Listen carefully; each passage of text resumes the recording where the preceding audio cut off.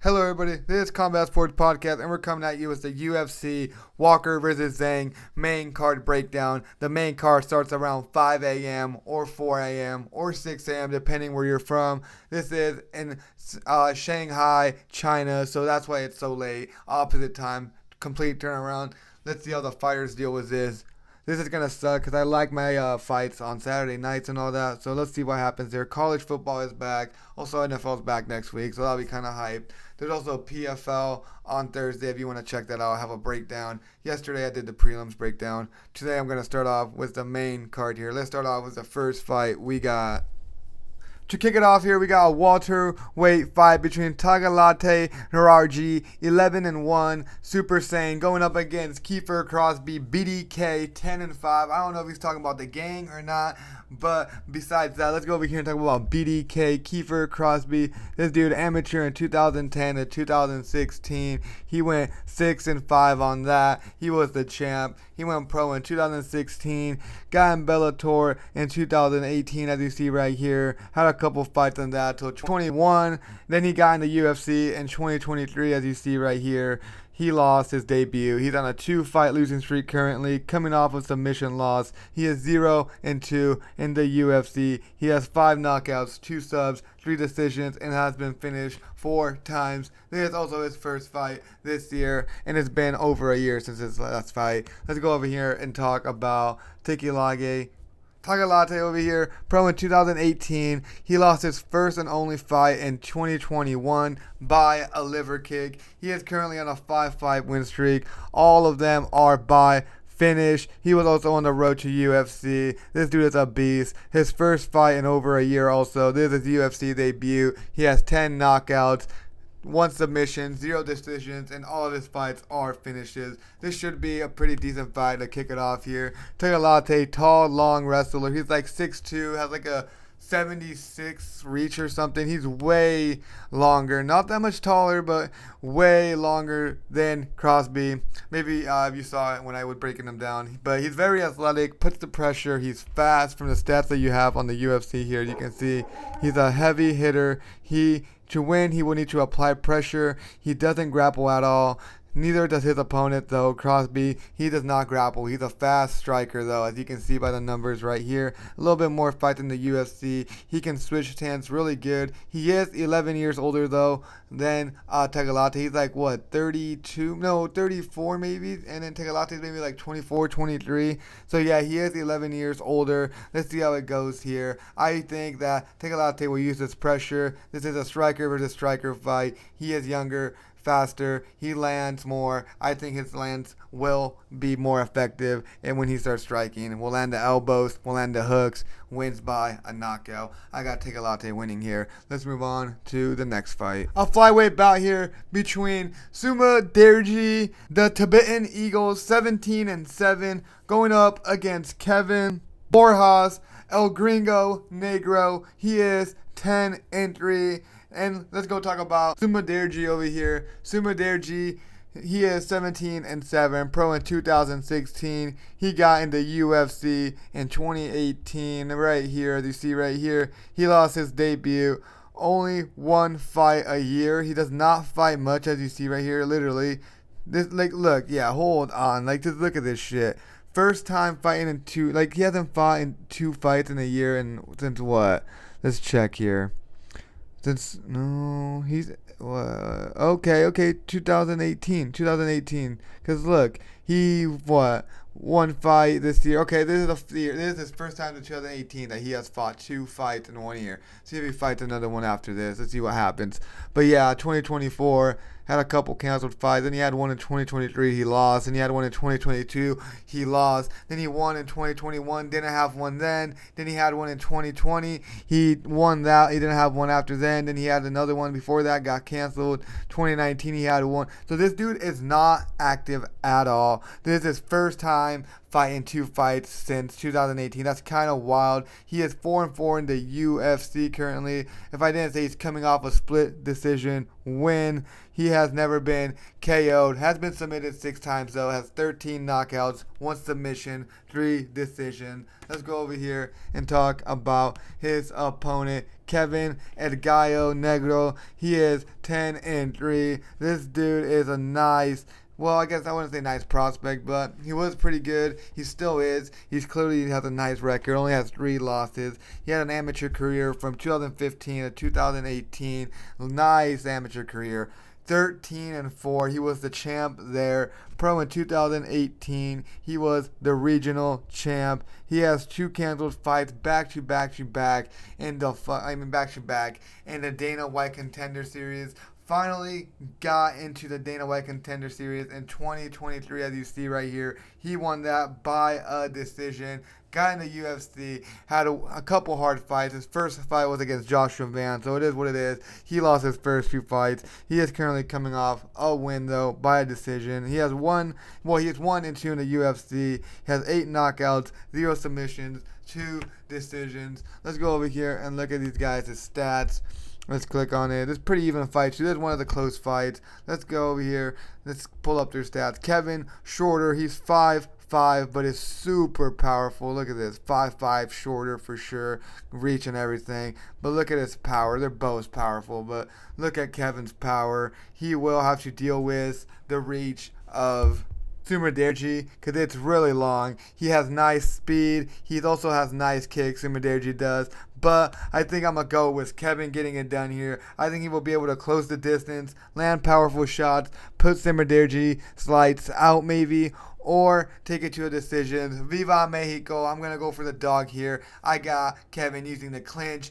Neutralizes the length of Sumudaerji. Wins here by a decision. Maybe a knockout. Let's move on to the next fight. We got 2 big boys here going at it. Heavyweights. Top 6 here, maybe for title contention, maybe. But here we got Sergey Pavlovich. He is the number 3 ranked heavyweight, 19-3. Big boy going up against another big boy, the number 6, Waldo Cortez-Acosta, Salsa boy, 14-1.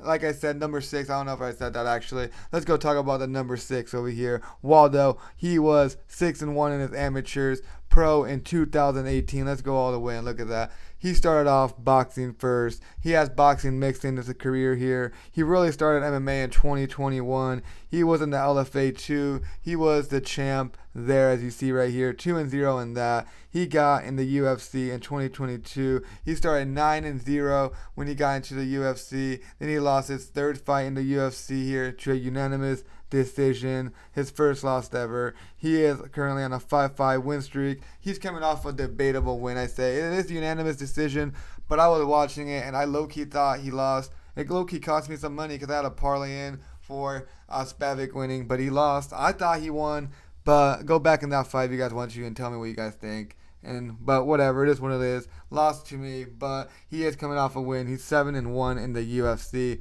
6 knockouts, 1 submission, and 7 decisions. Has never been finished. Let's go talk about his opponent, Sergey, the number 3 ranked heavyweight, 19-3. Pro in 2014. He started 12-0, regional champ. He lost his UFC debut right here in 2018 to a legend, Overeem, so just an honor that he fought him there. Then he went on a little win streak there, couple bonuses, couple canceled fights.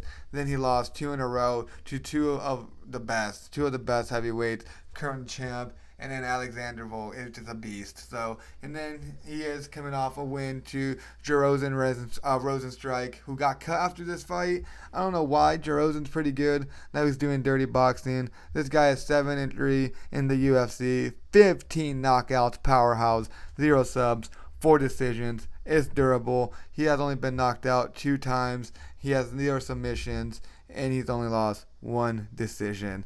Not too bad for a heavyweight. Let's go over here and break this fight down. I'm really excited for this. 2 big boys powerhouses, strikers here. Sergey, like I said, powerhouse, amazing striker from Russia. Time shots really nice. He's a perfect striker.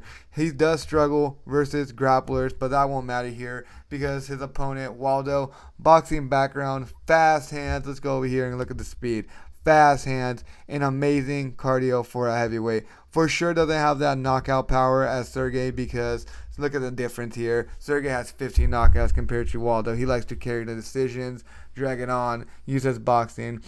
But like I said, yeah, Waldo is also coming off, I don't know, what I think, a robbery. He struggled versus the other guy. He won. It's whatever, though. I think if he wants to win here, he should try to wrestle, use his wrestling, mix in his striking to get the takedowns because Sergey does struggle versus wrestlers. I don't think he should keep it standing here. Yeah, he's a boxer, but I just wouldn't want to fucking stand up with Sergey. He is so dangerous on the feet. Any fucking tap on your chin can knock you out or wobble you. Even doesn't have, it doesn't even have to connect fully. And Sergey is so fucking long. I think he will win here. His reach will cause problems. Just look at the reach. Look how long his reach is. He's shorter, but his reach is fucking huge. I think that's going to cause major problems. I think Sergey catches him here, wins by a knockout, early first round. Maybe go for second, but I got early first round knockout by Sergey Pavlovich. Gets it done here. Let's move on to the co-main event. We got a featherweight matchup here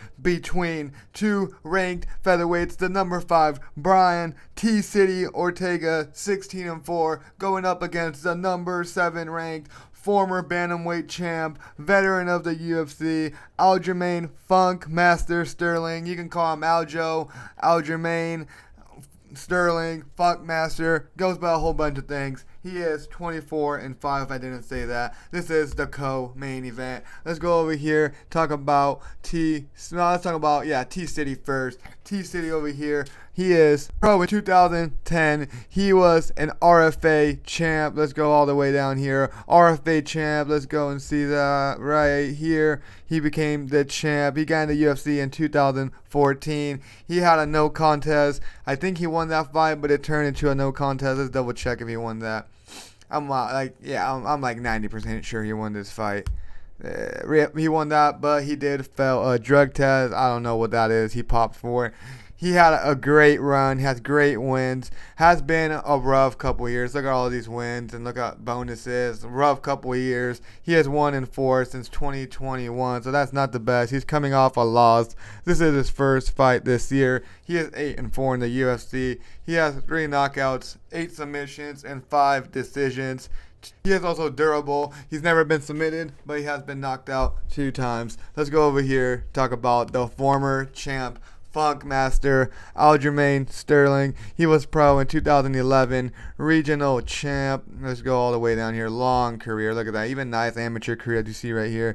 He got in the UFC in 2014 also, so they both got in the UFC in 2014. He has a great resume. Bantamweight champ, like I said already multiple times. Look at all these. He beat Peter Yan in 2021 by an illegal knee. That I thought was fake. But then I go look at it, and I'm like, maybe it was, maybe it wasn't. I guess he had surgery and all that, and it did cause some problems. So it might have been, I don't know. He still won it, and then he got back, won his rematch versus him, split decision. He defended it a couple times. Then he lost it to O'Malley in 2023. It was an iffy stoppage. Also has a lot of grappling matches. He is coming off a loss. This is his first fight this year also. Same for Brian, but it's not that far. He fought in December, so just last year. Only fight this year. He has 3 knockouts, 8 submissions, and 12 decisions. He has been knocked out twice also. He has never been submitted. He is durable. Let's go over here and break this fight down. Let's pull up their stats and all that. This should be a banger matchup. Co-main event here for sure. I'll be up by this time. I'll be watching it maybe at work or something. Kind of a banger. Very high level grapplers here. If you find grappling entertaining, you're gonna love this matchup. But with these guys being really high level grapplers that have never been submitted, I believe they might cancel each other out.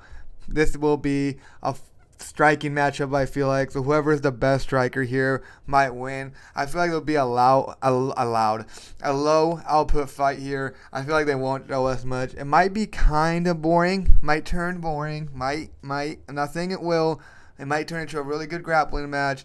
But these are two big names right here, so that's what matters. They're both black belts in Brazilian Jiu-Jitsu. This is going to be a chess match. I say 50-50. Fuck the odds. 50-50. I say whoever gets the takedowns, controls the fight, wins this for sure, controls the octagon. But I believe at the end of the day, Sterling will use his long legs. Look at this. Come look at this, how long his legs are. I guess they're not that long, but he does have a longer reach. But I do believe he'll use his long legs. He will just use his kicks, strike him out if it turns into a striking battle. I feel like even if it gets to the takedowns, he just needs to avoid getting into a guillotine because Brian Ortega loves his guillotines and his triangles. At the end of the day, though, I believe Aljo wins here by a decision. If you want to spice it up, go for a finish. I don't see it being a finish, but that'll probably be some nice odds because Aljo usually wins by decision. So I bet if you do the odds by decisions, the odds won't fucking go that far.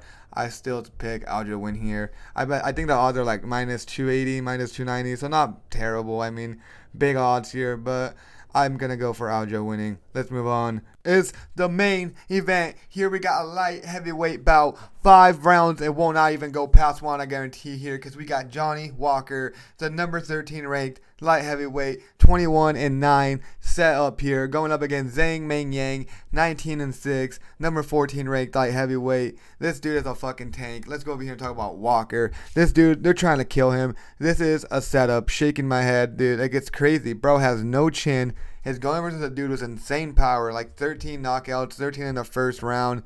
This is a complete setup for a highlight reel, and not in a good way.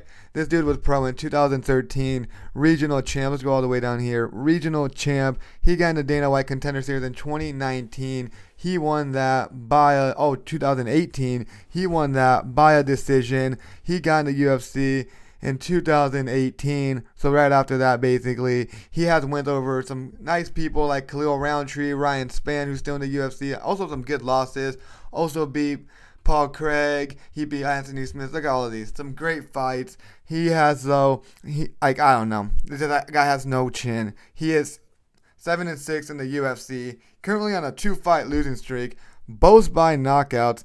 This dude is powerful, though. He has 16 knockouts, 3 subs, 2 decisions, but has been knocked out 6 times. This is his first fight this year. It's been over a year since his last fight. Hopefully it's good because this guy needed some time to reheal after some knockouts that he has taken. Let's go over here and talk about his opponent, Meng Yang. I'll call him Meng Yang. 19-6, Mountain Tiger. This dude a fucking tank. He was pro in 2014. He lost his first fight as a pro. He was on the road to the UFC. He was a regional champ. Currently on a 12-fight win streak, and most of them are they all by knock? Yeah, they're all finishes, of course, because this dude has a 100% finishing rate. I was gonna ask, are they? Yeah, no, they are. He got into UFC in 2024. 3-0 in the UFC. He's coming off his biggest win in a co-main event in Kansas City. It was Anthony Smith's retirement party, aka his retirement fight. Knocked him the fuck out. Not knocked him the fuck out. He was ground and pounding him, elbowing him. Yeah, it was pretty bad. I watched that shit live. And Anthony Smith got up, rolled around, flipped off a fat motherfucker in the stands. I mean, just funny as fuck. Terrible way to go out, honestly. He was anger issues, trying to fight everybody. But beautiful retirement. I might post something about it or a video right here.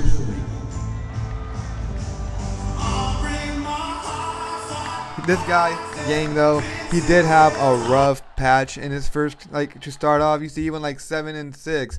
And then he went off. He's on fire. He has picked it up a lot. This dude, 13 knockouts, 6 subs, 0 decisions, 1. Only got a decision once and lost. 100% finishing rate. 13 first-round knockouts, 6 first-round finishes. This dude is a fucking beast. Let's go over here and break this fight down as much as I can. This right here is what I call a fucking setup. Hope I'm wrong, but this is what looks like a fucking setup. I can't see anything happening here. What Zhang did to Smith in his last fight in Kansas City was wild. Johnny, who is a highlight reel, and not in a good way, mostly a highlight reel because he got injured for celebrating, been knocked out terribly. just terribly. Like, it's bad. Bro has more knockout loss highlights and like injury, like more bad knockout like highlights, literally more bad highlights than I say highlight wins, even though he has 16 knockout wins, which is kind of crazy. He is the brother of Valtor Walker, who is the heel hook god heavyweight guy in the UFC.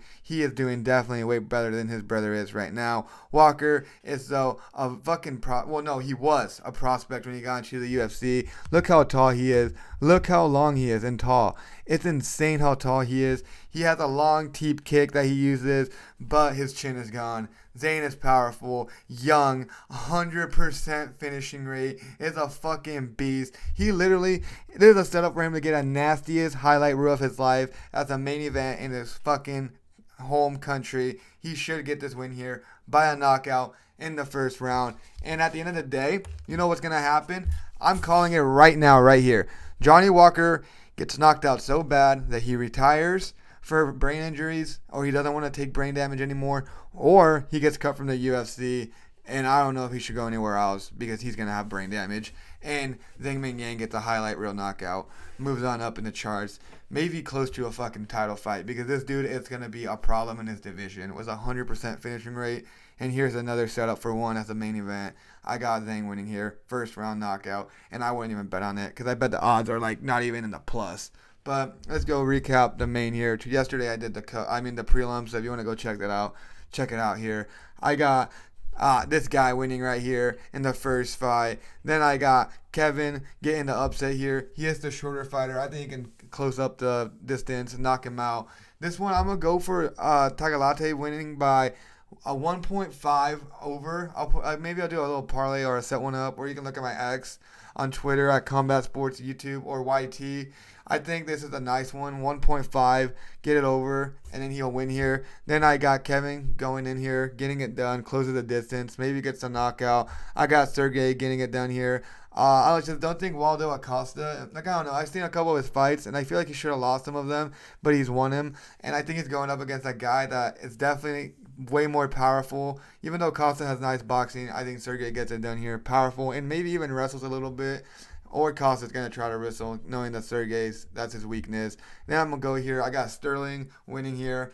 I think he was going to win it here. He's moving on to the featherweight. He's doing pretty good. I like this weight class for him. I don't know. I just don't think Brian Ortega is going to win here. I'm going to go for Sterling getting it done for a nice co there. Big names. And I got Zhang getting the first round knockout here. Highlight reel. Johnny Walker probably gets cut or retires. Thank you everybody for watching. That is it for my UFC fight night here. Walker versus Zhang. This is an early morning card here. 2 a.m. I'm pretty sure 3 a.m. start time for prelims. And then 5 a.m. 6 a.m. or like whatever your time is for the fucking main. And the fucking main event probably won't be till like 7 or 8. Thank you everybody for watching. Have a great day. Like and subscribe. Peace out.